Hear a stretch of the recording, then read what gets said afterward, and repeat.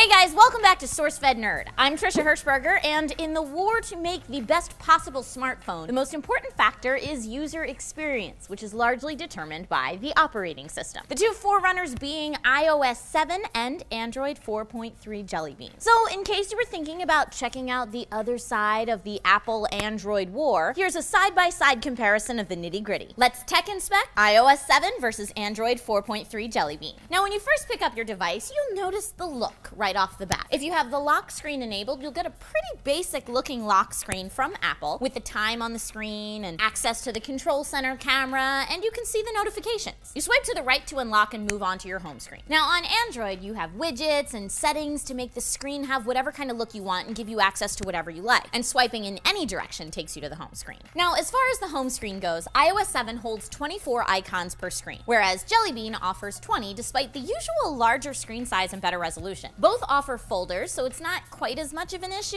and Android has way more customization via live wallpapers, custom launchers, and widgets. Now, for those of you who are unaccustomed to widgets, they are smaller running versions of programs right on your screen that also serve as a shortcut to the full app most of the time. But while Android offers you more options, iOS 7 streamlines the process for you when you are able to make changes. For example, it automatically changes the text color for you on screen when you update the wallpaper. Makes it easy. iOS 7 also features the parallax effect, which shifts the wallpaper in the background depending on the angle that you are holding the device at, which can be either really nice and cute or disorienting, depending how sensitive you are. Now let's talk accessibility. Android has its notification bar, a top-down swipe menu showing notifications, and letting you quickly access toggle buttons for frequently used settings. iOS 7 adds this functionality, but splits it between a notification center, swiping down from the top, and the control center, swiping up from the bottom. While iOS 7's extra menus are easier to accidentally pop out, they are accessible from any screen, unlike Android, where a full screen app might make the notification bar unreachable. And I like me my notification bar. As far as the basic phone and text features go, both phones have got this down pat. They should by now. Both OSs have a phone app featuring your contacts, recent calls, favorites, and a dial screen. Jelly Bean automatically shows contacts pictures, which is nice, but iOS 7 makes it easier to block users for when you're really mad at them. Both virtual keyboards are simple to use and have a bunch of input languages and decent enough predictive text. Android advantages include a smiley button and swipe, which I will never be able to live without, allowing you to slide your finger from letter to letter for speed texting. iOS 7 has iMessage, which is usually faster for data transmission, and it allows you to see if the other user that you're talking to is typing currently. Hey Android, can you please do this with Google Hangouts? Please? Email is easy to set up on both operating systems and pretty straightforward. The calendar apps both get their jobs done as well with seamless syncing to cloud storage, either via iCloud or Google Calendars. Internet browsers and maps on both operating systems provide comparable functions, and as far as multitasking goes, iOS 7 added app preview windows and a way to swipe apps away to close them. Android has the same feature but adds a screen cap of the last time you used the app. Android 4.3 Jelly Bean also has split screen functionality and lets you have multiple users on one device so that, say, a whole family can share a tablet without having access to each other's private stuffs.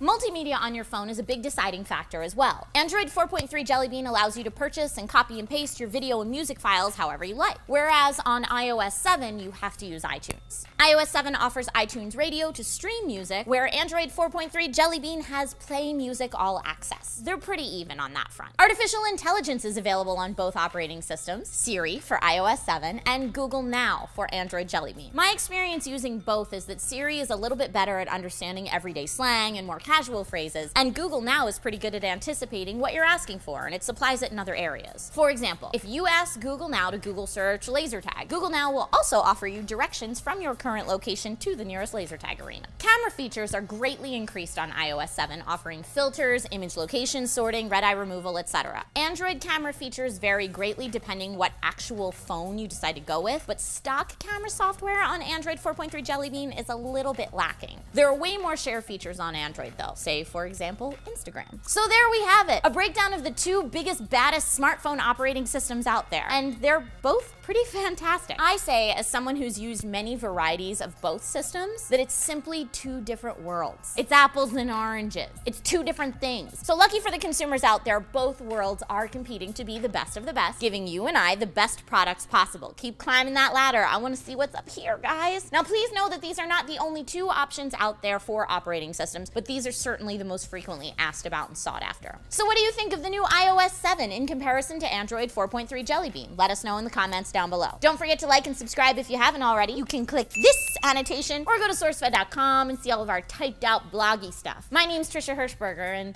the technophile in me cannot wait to see what Android 4.4 KitKat has to offer, although I probably won't get that update until way late, and then I'll have to be jealous, and I'll probably have to sideload it and maybe brick my device, and it's all for science though, right? And my own impatience.